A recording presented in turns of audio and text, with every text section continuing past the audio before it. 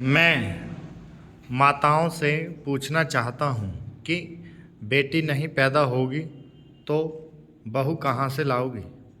हम जो चाहते हैं समाज भी वही चाहता है। हम चाहते हैं कि बहू पढ़ी लिखी मिले, लेकिन बेटियों को पढ़ाने के लिए तैयार नहीं होते। आखिर यह दोहरापन कब तक चलेगा।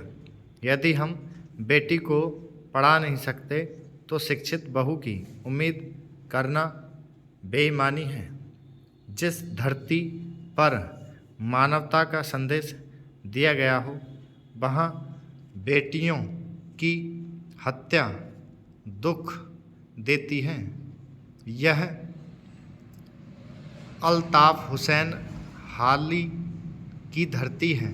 हाली ने कहा था, माओ बहनों बेटियों, दुनिया की जन्नत तुमसे है। ये उद्गार है भारत के प्रधानमंत्री नरेंद्र मोदी के, जो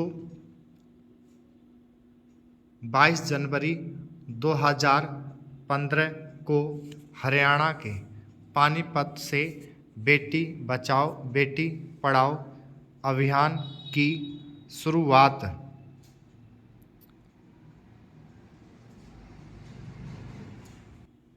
पर व्यक्त कर रहे थे। यह अभियान केंद्र सरकार के महत्वाकांक्षी कार्यक्रमों में से एक है। अब प्रश्न उठता है कि इस अभियान की ज़रूरत क्यों पड़ी। जाहिर है, इसके पीछे कन्या भ्रूण हत्या के कारण देश में तेजी से घटता लिंगानुपात है, जिसके कारण अनेक सामाजिक समस्याएं समाज में उत्पन्न हो रही हैं। आखिर कन्या भ्रूण हत्या क्यों की जाती है, इसके पीछे छुपी मानसिकता क्या है, इसके क्या खतरे हैं, इसका समाज पर क्या प्रभाव पड़ रहा है तथा कैसे इस समस्या का निदान किया जा सकता है। इन्हीं सब प्रश्नों के उत्तरों को तलाशा करने की कोशिश हम करेंगे। कन्या भ्रूण हत्या लड़कों को प्राथमिकता देने तथा कन्या जन्म से जुड़े निम्न सामाजिक मूल्य के कारण जानबूझकर की गई हत्या होती है। कन्या भ्रूण हत्या उन क्षेत्रों में अधिक होती हैं जहाँ के सांस्कृतिक मूल्य लड़के को कन्या की तुलना में अधिक महत्व देते हैं। भारत में यह प्रथा कोई नई नहीं है। मध्यकाल से इस प्रथा के अस्तित्व में आने के प्रमाण मिले हैं। जब मुस्लिम आक्रमणकारियों तथा शासक वर्ग के द्वारा लड़कियों का शोषण किया जाता था, इनसे बचने के लिए कन्या शिशु को मारने की परंपरा प्रारंभ हुई। इसके अलावा विद्वानों ने इसे दहेज से जोड़कर भी देखा है। हालांकि प्राचीन काल में इस प्रकार के प्रमाण हमें नहीं मिले हैं।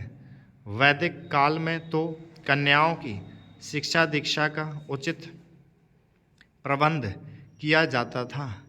ऋग्वेद में सिक्ता, घोषा, अपाला आदि अनेक विदुषी स्त्रियों के नामों का उल्लेख किया गया है, जिन्होंने ऋग्वेद के अनेक मंत्रों की रचना की है।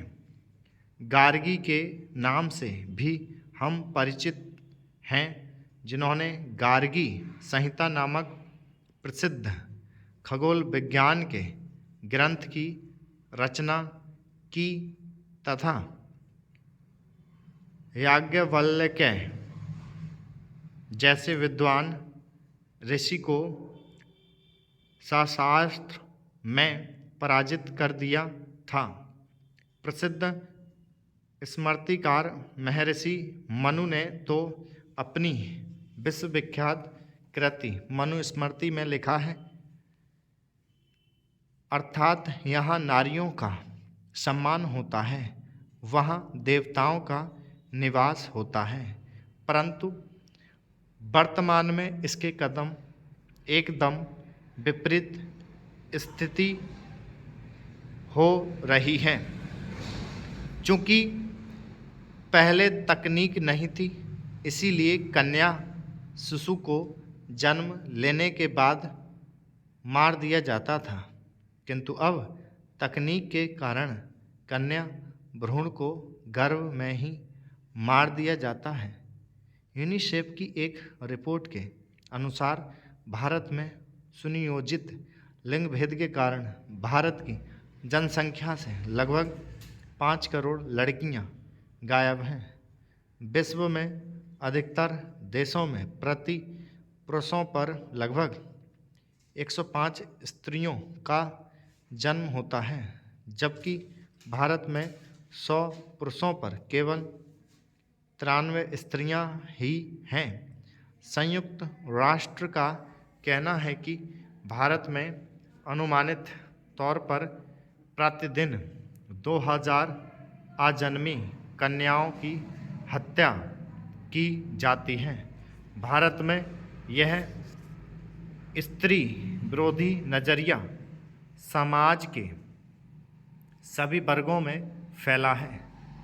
भारत में स्त्रियों को महत्व ना देने के कई कारण हैं, जिनमें आर्थिक उपयोगिता, सामाजिक उपयोगिता तथा धार्मिक उपयोगिता प्रमुख हैं।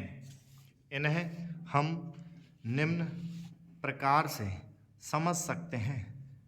अध्ययन आर्थिक उपयोगिता के बारे में यह इंगित करते हैं कि पुत्रियों की तुलना में पुत्रों द्वारा पुश्तैनी संपत्ति पर काम करने या पारिवारिक व्यवसाय, आय अर्जन या वृद्धावस्था में माता पिता का सहारा देने की मानसिकता के कारण पुत्रों को प्राथमिकता दी जाती है।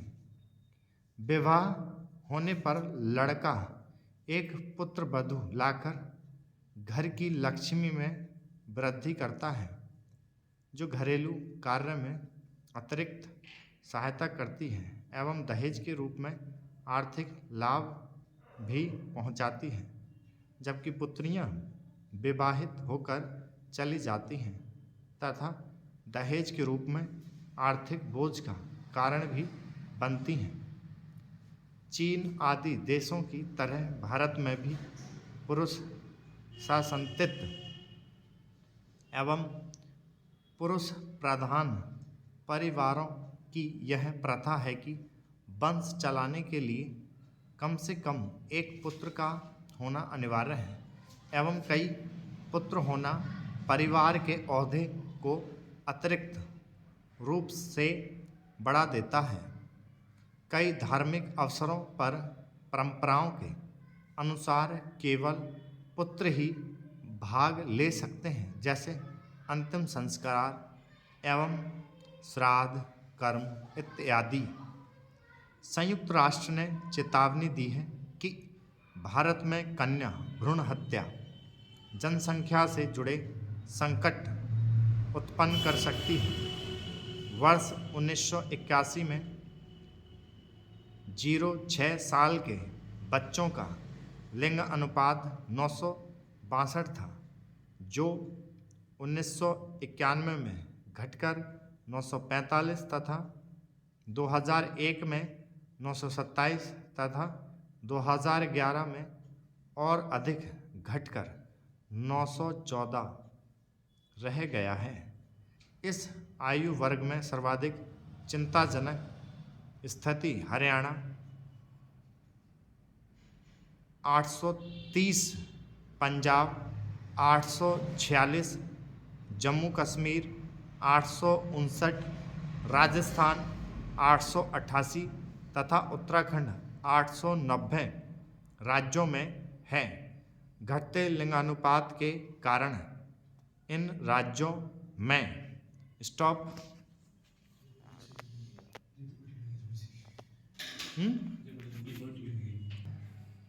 लिखने के कारण है, जब रोज़ लिखोगे ना, क्योंकि अभी 5 मिनट के मैटर लिखे हैं आप लोगों ने, तो